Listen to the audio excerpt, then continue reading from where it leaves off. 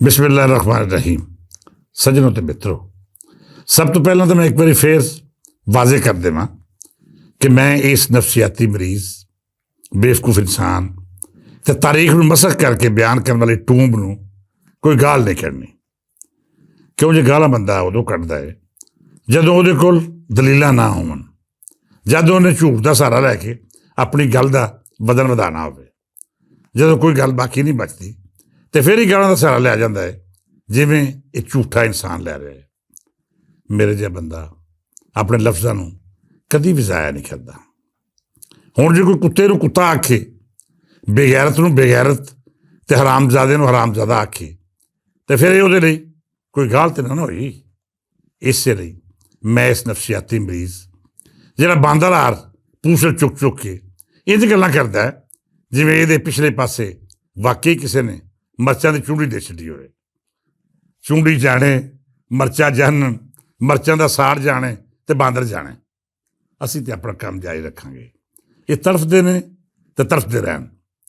बेलियो, ये गल तो साबित हो गई कि इन्हां कोल कोई भी अपना हीरो मौजूद नहीं, तां ही एक अफगानी नूं अपना हीरो बना के पेश कर रहे हैं। अफगानी भी वो जिहदे प्यो ने मुल्तान की गवर्नरी पट्टे ते लई और इत्थों दा हाकम बनिया। उन्हें मुल्तान के वसन वालों का वो इस्तेसाल किया जिहदी कोई मिसाल नहीं मिलती। ना सदोजी दरबार में कोई मुकामी रसाई रख सकता सी ते ना ही किसी को पहले दर्जे का शहरी तस्लीम किया जाता सी।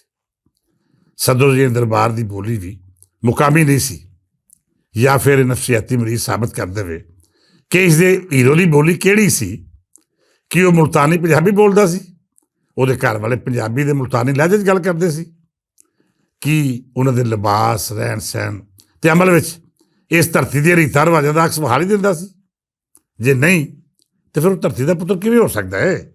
एक अजिहा शख्स जिहदे प्यो ने हुकूमत ठेके ते लई, जिन्हें सौदा करके इस धरती के लोगों तो टैक्स वसूल किया, उन्हें उत्ते जमीन तंग कर दी, वो धरती का वारस किवें हो सकता बई? कभी सोचा क्योंकि बंदा किसी कब्जागीर तो मकान किराए ते लवे तो लोग उन्होंने मकान का वारस बन लैन। और चवलो, ना यह धरती सदोजई दी ते ना ही सदोजई ने मुल्तान ठेके देने वाला अहमद शाह अब्दाली इसका वारस। तुसीं किन्ना चक्करां च अफगानियां नूं अपना हीरो बनाई खड़े हो? कोई लाजिक, कोई तुक, वो कोई तो वजह होवे, कोई दलील तो दसो जिहड़ी ये साबित करे कि तुहाडे हीरो दा ताल्लुक इस धरती नाल सी। बेवकूफो, तुसीं जिस रजीत सिंह नूं मंदा बोल रहे हो, सारे का सारा मुल्तान सदोजियां के खिलाफ उहदे मोढ़े नाल मोढ़ा ला खड़ोता सी। तुसीं दूजी धरती तो आके अकल तो इन्ना काम ही लै लेंदे कि कम अज़ कम अपना हीरो तो किसी मुकामी नूं करा दे देंदे। पर फिर गल उही है ना कि खोते उत्ते तुसीं जिन्नियां मर्जी किताबां लद लवो, हुण रहना तो खोते का खोता ही है। इस खोते ने भी एक दिन 5-7 किताबां अपने सामने रख के विलाक कढ़ मारिया। अजीबो गरीब कैफियत बड़ी बेचैनी नाल लफ्ज़ां नूं चित चित के इंज बोल रहा सी जिवें किसी ने अज मर्चां की चूंडी के नाल नाल जलून बोटे की चूंडी भी ये पिछवाड़े रख छड्डी है। अखां कढ़ कढ़ के, दंद पी पी के, अपने बुल्लां उत्ते चक वड़ वड़ के इंज गल्लां कर रहा सी जिवें वाकई सदोजइयां दे किसी बजूर सिपाही दे गुमराह नेज़े का नतीजा दर नतीजा होवे।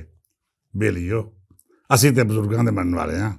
साढ़े बाबियां जो आख्या साढ़े लिए आमीन। क्यों जे इस धरती दे हकीकी वारसां नूं हमेशा असीं सलाम करते हैं। साढ़े लिए कोई बाहरों आया हाकम ना तो पहलों काबले कबूल सी ते ना ही अज असीं उहदी इज्जत करते हैं।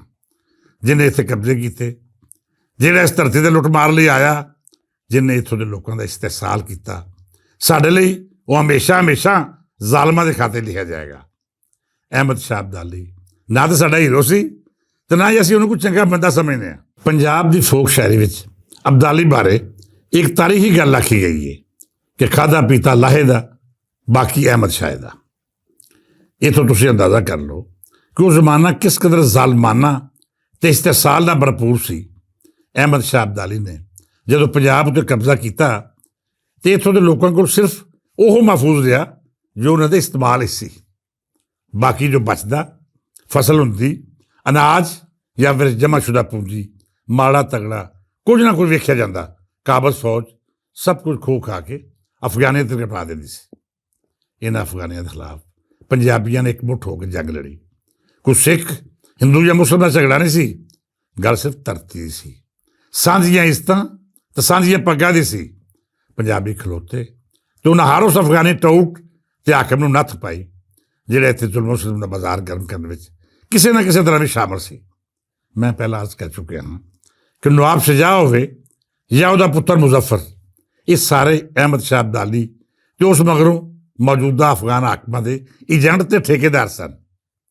ਮੈਂ ਇਸ ਨਫਸੀਆਤੀ ਮਰੀਜ਼ ਨੂੰ ਆਖਾਂਗਾ, ਜੇ ਤੇਰੇ ਵਿੱਚ ਰੱਤੀ ਬਰਾਬਰ ਵੀ ਗੈਰਤ ਹੈ ਜਾਂ ਫਿਰ ਤੂੰ ਵਾਕਈ ਇਸ ਧਰਤੀ ਦਾ ਪੁੱਤਰ ਹੋਵੇਂ, ਤੇ ਫਿਰ ਕਿਵੇਂ ਤੂੰ ਇਹ ਗੱਲ ਆਖ ਸਕਦਾ ਹੈ ਕਿ ਉਹ ਅਫਗਾਨੀ ਤੇਰੇ ਹੀਰੋ ਸਨ ਜਿਹੜੇ ਇੱਥੋਂ ਦੀ ਧਰਤੀ ਦੇ ਲੋਕਾਂ ਨੂੰ ਲੁੱਟਦੇ ਰਹੇ, ਜਿਨ੍ਹਾਂ ਇੱਥੋਂ ਦੀ ਧਰਤੀ ਦੇ ਲੋਕਾਂ ਦਾ ਮੁਕੱਦਰ ਠੇਕੇ ਤੇ ਰਿਹਾ, ਜਿਨ੍ਹਾਂ ਜ਼ਾਲਮਾਂ ਨੇ ਇਸ ਧਰਤੀ ਨੂੰ ਆਪਣੀ ਜਾਗੀਰ ਬਣਾ ਕੇ ਇਸ ਦੇ ਪੈਰ ਪੈਰ ਉੱਤੇ ਆਪਣੇ ਜ਼ੁਲਮਾਂ ਦੀ ਦਾਸਤਾਨ ਲਿਖੀ।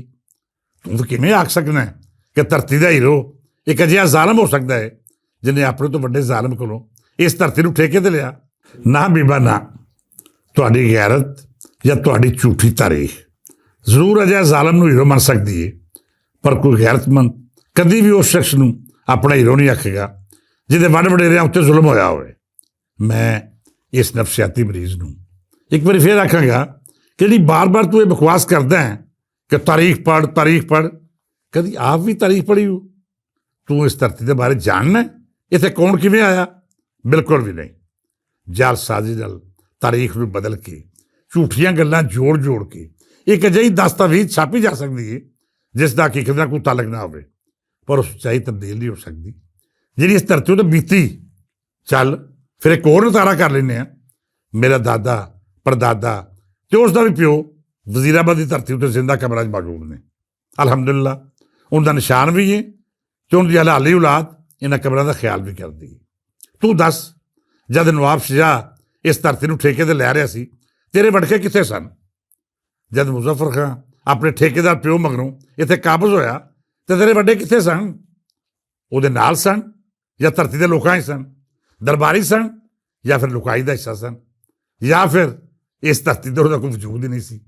ਜੇ ਹਲਾਲ ਦਾ ਹੈ ਤੇ ਇਸ ਗੱਲ ਦਾ ਜ਼ਰੂਰ ਜਵਾਬ ਦੇਵੇਗਾ, ਕਿਉਂ ਜੇ ਹਲਾਲੀ ਔਲਾਦ ਨੂੰ ਆਪਣੇ ਪਿਓ ਦਾਦੇ ਤੇ ਪੜਦਾਦੇ ਦੀਆਂ ਕਬਰਾਂ ਦਾ ਵੀ ਪਤਾ ਹੁੰਦਾ ਹੈ ਤੇ ਉੱਥੇ ਹਾਜ਼ਰੀ ਵੀ ਦਿੰਦੇ ਨੇ। ਕਬਰਾਂ ਜ਼ਿੰਦਾ ਨਾ ਰਹਿਣ ਤੇ ਸਮਝ ਲਵੋ ਔਲਾਦ ਹਲਾਲੀ ਨਹੀਂ ਸੀ, ਜਾਂ ਫਿਰ ਉਸ ਨੇ ਹਲਾਲੀ ਹੋਣ ਦਾ ਸਬੂਤ ਨਹੀਂ ਦਿੱਤਾ। ਮੈਂ ਪਹਿਲਾਂ ਵੀ ਕਈ ਵਾਰੀ ਸਵਾਲ ਚੁੱਕਿਆ ਹੈ ਕਿ ਤੇਰੇ ਵੱਡ ਵਡੇਰੇ ਕਿੱਥੇ ਦਫਨ ਨੇ? ਤੂੰ ਅੱਜ ਤੱਕ ਜਵਾਬ ਨਹੀਂ ਦੇ ਸਕਿਆ। ਤੂੰ ਸਾਨੂੰ ਇਹ ਦੱਸ ਹੀ ਨਹੀਂ ਸਕਿਆ ਕਿ ਤੇਰੀਆਂ 4 ਪੁਸ਼ਤਾਂ ਕਿਸ ਧਰਤੀ ਉੱਤੇ ਜੰਮੀਆਂ, ਉਹਨਾਂ ਦਾ ਸ਼ਹਿਰ ਕਿਹੜਾ ਸੀ, ਕਿਹੜਾ ਪਿੰਡ ਸੀ, ਕਿੱਥੇ ਜੰਮੇ ਪਲੇ, ਕੀ ਕਰਦੇ ਰਹੇ, ਪੇਸ਼ਾ ਕੀ, ਤੇ ਅਖੀਰ ਉਹ ਮਿੱਟੀ ਕਿੱਥੇ ਵੇ ਜਿੱਥੋਂ ਦਫਨ ਨੇ? ਉਮੀਦ ਹੈ ਤੇਰੇ ਕੋਲ ਇਸ ਗੱਲ ਦਾ ਕੋਈ ਜਵਾਬ ਨਹੀਂ ਹੋਵੇਗਾ, ਪਰ ਸਾਡੇ ਕੋਲ ਹਰ ਗੱਲ ਤੇ ਹਕੀਕਤ ਪੂਰੀ ਤਰ੍ਹਾਂ ਮੌਜੂਦ ਹੈ। ਅਸੀਂ ਉਹ ਖੁਰੇ ਵੀ ਨੱਪੇ ਹੋਏ ਨੇ ਜਿਨ੍ਹਾਂ ਨੂੰ ਅਜਿਹੀਆਂ ਝੂਠਾਂ ਜਿੰਨੀਆਂ ਮਰਜ਼ੀ ਲੁਕਾ ਲੈਣ, ਪਰ ਲੁਕਾਏ ਨਹੀਂ ਜਾਣੇ। ਅੱਜ ਗੱਲਾਂ ਹੋਰ ਵੀ ਬਹੁਤ ਸਾਰੀਆਂ ਸਨ, ਪਰ ਸੋਚਿਆ ਤੁਹਾਨੂੰ ਇਹਨਾਂ ਦੀ ਥੋੜ੍ਹੀ ਜਿਹੀ ਸੱਚਾਈ ਦੱਸਦੇ ਜਾਈਏ, ਕਿਉਂ ਜੇ ਝੂਠੇ 420 ਫਰਾਡੀਏ ਨੌਸਰਬਾਜ਼ ਤਾਰੀਖ ਦੇ ਨਾਲ ਨੌਸਰਬਾਜ਼ੀ ਕਰ ਸਕਦੇ ਨੇ, ਪਰ ਉਹਨੂੰ ਇਹ ਨਹੀਂ ਪਤਾ ਕਿ ਅੱਜ ਵੀ ਉਹ ਲੋਕ ਇਸ ਧਰਤੀ ਉੱਤੇ ਮੌਜੂਦ ਨੇ ਜਿਹੜੇ ਆਪਣੀ ਤਾਰੀਖ ਨੂੰ ਮਸਕ ਨਹੀਂ ਆਉਣ ਦੇਣਗੇ। ਇਸ ਦੁਆ ਨਾਲ ਇਜਾਜ਼ਤ ਦਿਓ ਕਿ ਰੱਬ ਸੱਚਾ ਸਾਡੀ ਧਰਤੀ ਉੱਤੇ ਰਹਿਮਤਾਂ ਤੇ ਬਰਕਤਾਂ ਦੀ ਛਾਂ ਰੱਖੇ। ਵਸੇ ਮੇਰਾ ਸੋਹਣਾ ਸਿਆਲਕੋਟ, ਪਿਸ਼ਾਵਰ ਤੇ ਲਾਹੌਰ, ਜਮ ਜਮ ਜੀਵੇ ਮੇਰੀ ਜਿੰਦ, ਮੇਰੀ ਜਾਨ, ਮੇਰਾ ਸੋਹਣਾ ਸ਼ਹਿਰ ਮੁਲਤਾਨ। ਇਜਾਜ਼ਤ ਦਿਓ, ਫੇਰ ਮਿਲਾਂਗੇ। ਰੱਬ ਰੱਖਾ।